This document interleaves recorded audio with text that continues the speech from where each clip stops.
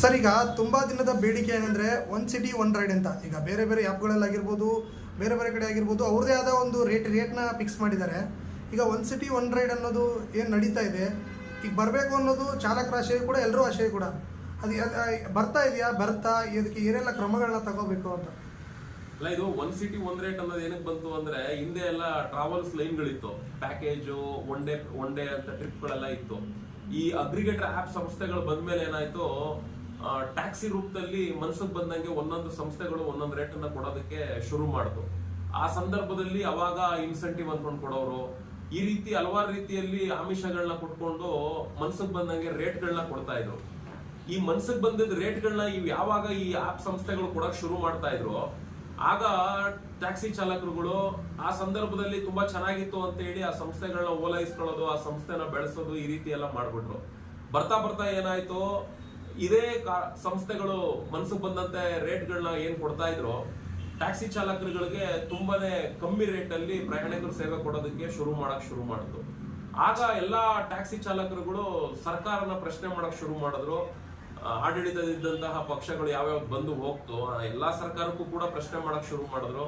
ನಮ್ಗೆ ಸರ್ಕಾರ ನಿಗದಿಪಡಿಸಿರುವಂತ ದರದಲ್ಲಿ ನಮ್ಗೆ ಅನುಕೂಲತೆಗಳಾಗ್ಬೇಕು, ಇವರು ಮನ್ಸಿಗೆ ಬಂದಂಗೆ ರೇಟ್ ಕೊಡ್ತಾ ಇದಾರೆ ಅಂತ ಹೇಳಿ ಸಾಕಷ್ಟು ಹೋರಾಟಗಳು, ಸಾಕಷ್ಟು ಮನವಿಗಳು ಇದೆಲ್ಲ ಕೊಟ್ಟಾದ್ಮೇಲೆ ಅಧಿಕಾರಿ ವಲಯದಲ್ಲಿ ಆದೇಶಗಳನ್ನ ಕೊಡಕ್ ಶುರು ಮಾಡ್ತು. ಹಂಗೆ ನಿಮ್ಗೆಲ್ಲ ಗೊತ್ತಿರ್ಬೋದು, ಏರ್ಪೋರ್ಟ್ ಅಲ್ಲಿ ಪ್ರತಾಪ್ ಅಂತ ಹೇಳಿ ಒಬ್ರು ಬೆಂಕಿ ಹಚ್ಕೊಂಡೆಲ್ಲ ಸತ್ತೇ ಹೋದ್ರು. ಯಾಕೆ ಅಂದ್ರೆ ನಮ್ಗೆ ರೇಟ್ ಕರೆಕ್ಟ್ ಆಗಿ ಕೊಡ್ತಾ ಇಲ್ಲ, ಮತ್ತೆ ಬೇರೆ ಬೇರೆ ಆಪ್ ಸಂಸ್ಥೆಗಳು ಏರ್ಪೋರ್ಟ್ ಅಲ್ಲಿ ಬಂದು ಮೀಟರ್ ರೇಟ್ ಗಿಂತ ಕಡಿಮೆ ರೇಟ್ ಅಲ್ಲಿ ಸರ್ವಿಸ್ ಕೊಡ್ತಾ ಇದಾರೆ, ನಮ್ಗೆ ಸಂಪಾದನೆಗಳಾಗ್ತಾ ಇಲ್ಲ ಅಂತ ಹೇಳಿ ಕಮಿಟ್ಮೆಂಟ್, ಜೀವನ ನಡೆಸಬೇಕು, ಹಂಗಾಗಿ ಜೀವನ ನಡೆಸಕ್ ಆಗದೆ ಕಮಿಟ್ಮೆಂಟ್ಗೆ ದುಡಿಯೋದಕ್ಕೆ ಹೋದ್ರೂ ಕೂಡ ರೇಟ್ ಸಿಗ್ತಾ ಇಲ್ಲ, ಬಾಡಿಗೆಗಳು ಬರ್ತಾ ಇಲ್ಲ ಅಂತೇಳಿ ಪಾಪ ಕಾರಲ್ಲೇ ಕೂತ್ಕೊಂಡು ಬೆಂಕಿ ಹಚ್ಕೊಂಡ್ರು. ಆ ಸಂದರ್ಭದಲ್ಲೂ ಕೂಡ ಸರ್ಕಾರ ರೇಟ್ ಕೊಡ್ತಾ ಇದೀವಿ ಅನ್ನೋ ರೀತಿಲೆಲ್ಲ ಮೂಗು ತುಪ್ಪ ಸವಳುವಂತ ಕೆಲಸನೇ ಮಾಡಿದ್ದು.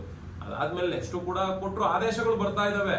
ಅಂದ್ರೆ ಅವ್ರ ಆದೇಶಗಳು ಹೆಂಗಿರುತ್ತೆ ಅಂದ್ರೆ, ಈಗ ಒಂದು ಮಿನಿ ಕ್ಯಾಬಾ ನೀವು ಈ ರೇಟಲ್ಲಿ ಸರ್ವಿಸ್ ಕೊಡಿ, ಸಡನ್ ಕ್ಯಾಬಾ ನೀವು ಈ ರೇಟಲ್ಲಿ ಸರ್ವಿಸ್ ಕೊಡಿ, SUV ಕ್ಯಾಬಾ ನೀವು ಈ ರೇಟಲ್ಲಿ ಸರ್ವಿಸ್ ಕೊಡಿ ಅಂತೇಳಿ ಆ ಸರ್ಕಾರದ ಆದೇಶದ ಪ್ರತಿಗಳಲ್ಲಿ ಇದಾವೆ.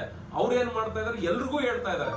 ಆದೇಶದ ಪ್ರತಿಯಲ್ಲಿ ಏನಾಗುತ್ತೆ, ಟ್ಯಾಕ್ಸಿಗಳು ಈ ಯಾರು ಸಣ್ಣ ಪುಟ್ಟ ಟ್ಯಾಕ್ಸಿಗಳ ಬಿಸ್ನೆಸ್ ನಡೆಸಿದ್ರೆ ಅವರು ಈ ರೇಟ್ ಅನ್ನು ಕೊಡ್ಬೇಕು, ಮತ್ತೆ ಮೀಟರ್ ಹಾಕೊಂಡು ಯಾರು ಸರ್ವಿಸ್ ಕೊಡ್ತಾ ಇದೀರೋ ಅವರು ಆ ರೇಟ್ ಅಲ್ಲಿ ಸರ್ವಿಸ್ ಕೊಡ್ಬೇಕು, ಮತ್ತೆ ಅಗ್ರಿಗೇಟರ್ ಆಪ್ ಸಂಸ್ಥೆಗಳು ಯಾವೆಲ್ಲ ಇದಾವೆ ಈ ಆಪ್ ಸಂಸ್ಥೆಗಳು ಅವರು ಸಹ ಇದೇ ರೇಟ್ ಅಲ್ಲೇ ನೀವು ಸರ್ವಿಸ್ ಗಳನ್ನ ಕೊಡುವಂತ ಕೆಲಸ ಮಾಡ್ಬೇಕು ಅಂತ ಹೇಳಿ ಸರ್ಕಾರದ ಆದೇಶದ ಪ್ರತಿಗಳಲ್ಲಿ ಇದಾವೆ. ಅದನ್ನೇ ಒನ್ ಸಿಟಿ ಒನ್ ರೇಟ್ ಅನ್ನೋ ರೀತಿಯಲ್ಲಿ ಬಿಂಬಿತವಾಗಿರುವಂತದ್ದು. ಆದ್ರೆ ಅದನ್ನ ಯಾವುದೂ ಕೂಡ ಈ ಆಪ್ ಸಂಸ್ಥೆಗಳು ಕೊಡೋದೇ ಇಲ್ಲ. ಈಗ ಇತ್ತೀಚೆಗೆ ನೀವೇ ನೋಡಿರ್ಬೋದು, ಸೆಂಟ್ರಲ್ ಗವರ್ಮೆಂಟ್ ಇಂದನೂ ಕೂಡ ಒಂದು ಆದೇಶ ಬಂತು, ಪೀಕ್ ಸಂದರ್ಭದಲ್ಲಿ ಪ್ರಯಾಣಿಕರಿಂದ ಹೆಚ್ಚು ಹಣ ತಗೊಂಡ್ರು ಕೂಡ ಅದ್ರ ಬಗ್ಗೆ ಆಕ್ಷೇಪಣೆ ಇಲ್ಲ, ತಗೊಳ್ಬಹುದು ಅವರು ಅನ್ನೋ ರೀತಿಯಲ್ಲೂ ಕೂಡ ಸೆಂಟ್ರಲ್ ಗವರ್ಮೆಂಟ್ ಇಂದ ಎಲ್ಲ ಬಂದ್ಬಿಡ್ತು. ಆ ರೀತಿ ಬಂದಾಗ ಏನಾಗ್ತದೆ, ನಮ್ ಸರ್ಕಾರ ಕೊಟ್ಟಿರುವಂತ ಆದೇಶಕ್ಕೆ ಬೆಲೆ ಇಲ್ದಂಗ ಆಗ್ತದೆ. ಹಂಗಾಗಿ ಈ ಆಪ್ ಸಂಸ್ಥೆಗಳು ಏನ್ ಮಾಡ್ತಾ ಇದಾವೆ, ಆ ಸರ್ಕಾರ ಹೇಳುತ್ತೋ ಈ ಸರ್ಕಾರ ಹೇಳುತ್ತೋ ಇದು ಯಾವ್ದು ಇವರು ತಲೆ ಕೆಡ್ಸ್ಕೊಂತ ಇಲ್ಲ. ಇವ್ರು ಏನ್ ಮಾಡ್ತಾ ಇದಾರೆ ಅಂದ್ರೆ, ನಮ್ಮದು ಅಗ್ರಿಗೇಟರ್ ಆಪ್ ಸಂಸ್ಥೆ, ನೀವ್ ಯಾರೋ ನಮ್ಗೆ ಈ ರೇಟಲ್ಲಿ ಸರ್ವಿಸ್ ಮಾಡುವಂತ ಹೇಳೋದಕ್ಕೆ ನಾವು ನಿಮ್ ಅಂಡರಲ್ಲಿ ಇಲ್ಲ, ನಾವು ನಿಮ್ಮ ಹತ್ರ ಏನಕ್ಕೂ ಕೂಡ ಇಲ್ಲ, ನಾವು ಬಿಸ್ನೆಸ್ ಮಾಡೋದಕ್ಕೆ ಬಂದಿದೀವಿ, ಒಂದು ಆಪ್ ತಗೊಂಡ್ ಬಂದಿದೀವಿ, ಪ್ರಯಾಣಿಕರುಗಳಿಗೆ ಗಾಡಿ ಬೇಕು, ಗಾಡಿ ಕೊಡುವಂತ ಕೆಲಸ ನಮ್ ಕಡೆಯಿಂದ ಆಗ್ತಾ ಇದೆ, ನಾವು ಸಬ್ಸ್ಕ್ರೈಬ್ ಅಮೌಂಟ್ ತಗೊಂತಿದೀವೋ ಕಮಿಷನ್ ತಗೊಂತಿದೀವೋ ಅದೆಲ್ಲ ನಿಮಗ್ ಬೇಡ, ನಾವು ಮನ್ಸಿಗೆ ಬಂದಿಗೆ ರೇಟ್ ಕೊಡ್ತೀವಿ, ಪ್ರಯಾಣಿಕರು ತಗೊಂತಾರ ತಗೊಳ್ಳಿ, ಡ್ರೈವರ್ಗೆ ಇಷ್ಟ ಇಲ್ವಾ ನಮ್ಮ ಸಂಸ್ಥೆಯಲ್ಲಿ ಅವ್ರು ಕೆಲಸ ಮಾಡೋದ್ ಬೇಡ, ಅವ್ರಿಗೆ ಎಲ್ಲಾಗುತ್ತೋ ಅಲ್ಲಿ ಹೋಗ್ಲಿ ಅನ್ನೋ ರೀತಿಯಲ್ಲಿ ಅವ್ರ ವಾದ ಇರೋದೇ ಹೊರತು, ಇವ್ರು ಯಾರು ನಮ್ಗೆ ಹೇಳೋದಕ್ಕೆ, ಟ್ರಾನ್ಸ್ಪೋರ್ಟ್ ಡಿಪಾರ್ಟ್ಮೆಂಟ್ ಅವ್ರು ಯಾರು, ಸರ್ಕಾರ ಯಾರು, ಮಂತ್ರಿ ಯಾರು, ನಮ್ಗೆ ಇವ್ರು ಯಾರು ಹೇಳೋದಕ್ಕೆ ಅನ್ನೋ ರೀತಿಯಲ್ಲಿ ಅವ್ರನ್ನೆಲ್ಲ ಕಾಲ್ ಕಸಕ್ಕಿಂತ ಕಡೆಯಾಗಿ ನೋಡ್ತಾರೆ ಈ ಆಪ್ ಸಂಸ್ಥೆಗಳು. ಅವ್ರನ್ನೆಲ್ಲ ಮೀಟಿಂಗ್ ಕರೆದಾಗ ಅವ್ರ ಅಧಿಕಾರಿಗಳೇ ಇವ್ರನ್ನ ಕಾಯ್ತಾ ಇರ್ತಾರೆ. ಈ ಗಿಸ್ಕೆಟ್ಗೆ ನಾಯಿಗೆ ಏನಾದ್ರು ನಾವು ಬಿಸ್ಕೆಟ್ ಕೊಡ್ತೀವಿ ಅಂದ್ರೆ ನಾಯಿಗಳು ಹೆಂಗ್ ಕಾಯ್ತಿರ್ತಾವೆ ಹೇಳಿ ಬಿಸ್ಕೆಟ್ ಹಾಕ್ತಾರೆ ಅಂತ, ಹಂಗೆ ಆ ಸಂಸ್ಥೆಯವ್ರುಗಳನ್ನ ಇವರೇ ಕಾಯ್ತಾ ಇರ್ತಾರೆ, ಬತ್ತಾರ ಅಂತ. ಅವ್ರು ಕ್ಯಾರೆ ಏನಲ್ಲ ಇವ್ರನ್ನ, ಅವ್ರು ಬಂದ್ರು ತಲೆ ಕೆಡ್ಸ್ಕೊಳ್ಳಲ್ಲ, ಅವ್ರದ್ದೇನಿರುತ್ತೋ ಆ ವಿಷಯನ ಹೇಳ್ಬಿಟ್ಟು ಏನಾದ್ರು ಮಾಡ್ಕೊ ಹೋಗ್ರ ಅನ್ಬಿಟ್ಟು ಅವ್ರ ಪಾಡ ಅವ್ರು ಹೋಗ್ತಾ ಇರ್ತಾರೆ. ಹಿಂಗಾಗಿ ಈ ಆಪ್ ಸಂಸ್ಥೆಗಳೆಲ್ಲ ಬಂದ್ಬಿಟ್ಟು ಸರ್ಕಾರ ಕೊಟ್ಟಿರೋ ಆದೇಶನ ಇವ್ರು ಯಾರು ಪರಿಪಾಲನೆ ಮಾಡ್ತಿಲ್ಲ. ಸರ್ಕಾರ ಹೇಳುತ್ತೆ, ನೀನು 24 ರೂಪಾಯಿ ಸರ್ವಿಸ್ ಕೊಡು, 28 ರೂಪಾಯಿ ಸರ್ವಿಸ್ ಕೊಡು, 32 ರೂಪಾಯಿ ಒಳಗಡೆ ಸರ್ವಿಸ್ ಕೊಡು ಅಂತ. ಎಲ್ಲಿ ಯಾರು ತಗೊಳಕ್ ರೆಡಿ ಇಲ್ಲ. ಆಮೇಲೆ ನಮ್ ಡ್ರೈವರ್ಗಳು ಅಷ್ಟೇ, ನಾವು ಸಾಕಷ್ಟು ಸಲ ಹೇಳ್ತೀವಿ ನಮ್ ಕ್ಯಾಬ್ ಡ್ರೈವರ್ಸ್ ಗಳಿಗೆ, ನೋಡ್ರ ಅವ್ರು ಯಾರು ಓಲಾ ಊಬರ್ ರ್ಯಾಪಿಡೋ ನಮ್ಮ ಅಂತೀರಿ, ಅವ್ರು ಯಾರು ನಿಮ್ಗೆ ರೇಟ್ ಕೊಡೋ ಅವಶ್ಯಕತೆ ಇಲ್ಲ, ನೀವು ಅವ್ರನ್ನ ಕೇಳಂಗೂ ಇಲ್ಲ. ಯಾಕೆ ಕೇಳ್ಬೇಕು ನೀವು ಅವ್ರನ್ನ? ಅವ್ರು ಬಿಸ್ನೆಸ್ ಮಾಡಕ್ ಬಂದಿರೋರು, ಅವರು ಒಂದೊಂದು ಸಂಸ್ಥೆಗಳ ಅವರ ಪೈಪೋಟಿ ಬಿಸ್ನೆಸ್ ನಡೀತಾ ಇದೆ ಅಷ್ಟೇ. ಇಲ್ಲಿ ನೀವು ಅವ್ರ ಹತ್ರ ಫಸ್ಟ್ ಆಫ್ ಆಲ್ ನಮ್ಗೆ ಈ ರೇಟ್ ಕೊಡಿ ಅನ್ನೋ ಹಾಗೂ ಇಲ್ಲ, ಅವ್ರು ಕೊಡೋದು ಇಲ್ಲ. ಹಂಗಿದ್ಮೇಲೆ ನೀವ್ ಏನ್ ಮಾಡ್ಬೇಕು?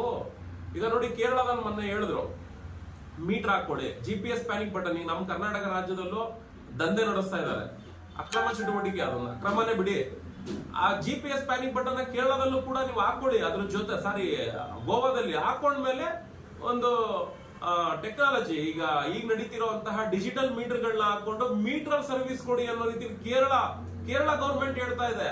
ಆದ್ರೆ ನಮ್ಮ ರಾಜ್ಯ ಸರ್ಕಾರ ಹೇಳಕ್ ರೆಡಿ ಇಲ್ಲ. ಅವರ ಮೀಟರ್ ಬಗ್ಗೆ ಅವೇರ್ನೆಸ್ ಕೊಡಕ್ಕೂ ರೆಡಿ ಇಲ್ಲ. ಹೌದ್ರಪ್ಪ, ನೀವು ನೋಡಿ, ನಾವು ಸರ್ಕಾರದ ವತಿಯಿಂದ ಇಂಥ ಮೀಟರ್ ಸಂಸ್ಥೆಗಳಿದಾವೆ, ಮ್ಯಾನುಫ್ಯಾಕ್ಚರ್ಗಳಿದ್ದಾರೆ, ನೀವು ಅವ್ರ ಹತ್ರ ಮೀಟರ್ ಪರ್ಚೇಸ್ ಮಾಡ್ಕೊಳ್ಳಿ. ಆಮೇಲೆ ಮೌಲ್ಯಮಾಪನ ಇಲಾಖೆಗೆ ಹೋಗಿ, ಆಟೋದವ್ರು ಹೆಂಗೆ ಮೌಲ್ಯಮಾಪನ ಇಲಾಖೆ ಸರ್ಟಿಫಿಕೇಟ್ ತಗೊಳ್ತಾರೆ ನೀವು ಸರ್ಟಿಫಿಕೇಟ್ ತಗೊಳ್ಳಿ, ನೀವು ಮೀಟರ್ಗಳನ್ನ ಅಳವಡಿಸ್ಕೊಳ್ಳಿ. 1 ಸಿಟಿ 1 ರೇಟ್. ನೀವು ನೋಡಿ, ಪಬ್ಲಿಕ್ ಗೆ ಈ ತರನು ಕೂಡ ನೀವು ಮನವರಿಕೆ ಮಾಡಿಕೊಟ್ಟು ನೀವು 1 ಸಿಟಿ 1 ರೇಟ್ ಅನ್ನ ಮೀಟರ್ ಅಲ್ಲಿ ದುಡಿರಿ ಅನ್ನೋ ರೀತಿಯಲ್ಲಿ ಹೇಳೋ ಅಂತ ಒಬ್ಬ ಅಧಿಕಾರಿ ಇಲ್ಲ, ಒಬ್ಬ ಮಿನಿಸ್ಟರ್ ಇಲ್ಲ. ಅದು ಚಾಲಕರುಗಳಿಗೆ ಗೊತ್ತಾಗ್ತಾ ಇಲ್ಲ. ಅವ್ರಿಗೆ ಏನಾಗ್ಬಿಟ್ಟಿದೆ, ಚಾಲಕರುಗಳಿಗೆ ಆಪ್ ಸಂಸ್ಥೆಗಳೆಲ್ಲ ಬಂದ್ಬಿಟ್ಟಿದ್ದಾರೆ. ಅವ್ರು ಬಂದ್ಮೇಲೆ ನಾವು ಮೀಟರ್ ಹಾಕೊಂಡು ದುಡಿಮೆ ಮಾಡಕ್ ಹೋದ್ರೆ ನಮ್ಮ ಹತ್ರ ಕಸ್ಟಮರ್ ಬರ್ತಾರ ಅಂತ. ಆದ್ರೆ ಎಲ್ಲ ಇವ್ರ ಕೈಯಲ್ಲೇ ಇದೆ. ಆ ಸಂಸ್ಥೆಗಳಲ್ಲಿ ಹೋಗಿ ಇವ್ರು ಲಾಗಿನ್ ಮಾಡೋದ್ರಿಂದ ಅಲ್ಲಿ ಬುಕಿಂಗ್ ಬರ್ತಾ ಇದೆ. ಅಲ್ಲಿ ಲಾಗ್ಔಟ್ ಮಾಡಿ ಎಲ್ಲ ಮೀಟರ್ ಹಾಕೊಂಡು ಒಂದ್ ಆಪ್ ಅಂಡರ್ ಬಂದ್ ನಿಂತ್ಕೊಂಡು ಸಂಪಾದನೆ ಮಾಡಕ್ ನಿಂತ್ಕೊಂಡ್ರೆ ಪ್ರಯಾಣಿಕರುಗಳೇ ಅಲ್ಲೆಲ್ಲೂ ಆಪ್ಗಳು ಸಿಗ್ತಾ ಇಲ್ಲ. ಇದು ಯಾವ್ದೋ ಮೀಟರ್ ಆಪ್ ಅಂತೆ, ಮೀಟರ್ ಅಲ್ಲಿ ಸರ್ವಿಸ್ ಕೊಡೋದಂತೆ, ಇದ್ರನ್ನ ಡೌನ್ಲೋಡ್ ಮಾಡ್ಕೊಳ್ಳೋಣ, ಇಲ್ಲಿ ಗಾಡಿಗಳು ಸಿಗ್ತವೆ ಅಂತ ಕಸ್ಟಮರ್ಗಳೇ ಬರ್ತಾರೆ. ಆದ್ರೆ ನಮ್ ಡ್ರೈವರ್ಗಳು ಯಾರು ಮೀಟರ್ ಹಾಕೊಂಡು ಸಂಪಾದನೆ ಮಾಡೋದಕ್ಕೆ ಮುಂದೆ ಬರ್ತಾ ಇಲ್ಲ. ಯಾಕೆಂದ್ರೆ ನೋಡಿ, ಆಟೋಗೆ 2750 ರೂಪಾಯಿ ಆಟೋಗೆ ಮೀಟ್ರು. ಈಗೆಲ್ಲ ಡೀಲರ್ಗಳು, ಸಬ್ ಡೀಲರ್ಗಳು ಅನ್ಕೊಂಡು 13,000 ರೂಪಾಯಿಗೆ ಮಾರ್ತಾರೆ. ಹಂಗೆ ಆಟೋದವರನ್ನೇ 3 ಲಕ್ಷ ರೂಪಾಯಿ ಬಂಡವಾಳ ಹಾಕೋ ಆಟೋಗಳೇ ಮೀಟರ್ ಹಾಕೊಂತಾರೆ. ಅಂತದ್ರಲ್ಲಿ 7 ಲಕ್ಷ, 8 ಲಕ್ಷ, 15 ಲಕ್ಷ, 20 ಲಕ್ಷ, 25 ಲಕ್ಷ ಕೊಟ್ಟು ಕಾರ್ ತಗೊಳ್ಳೋ ಅಂತವ್ರು ಡಿಜಿಟಲ್ ಮೀಟರ್ಗಳನ್ನ ಹಾಕೊಂಡು ಸರ್ವಿಸ್ ಕೊಡೋದಕ್ಕೆ ಹಿಂದೇಟ್ ಆಗ್ತಾ ಇದಾರೆ. ಆ ರೀತಿಲಿ ಹಾಕೊಂಡ್ರೆ 1 ಸಿಟಿ 1 ರೇಟು ಇದೆ.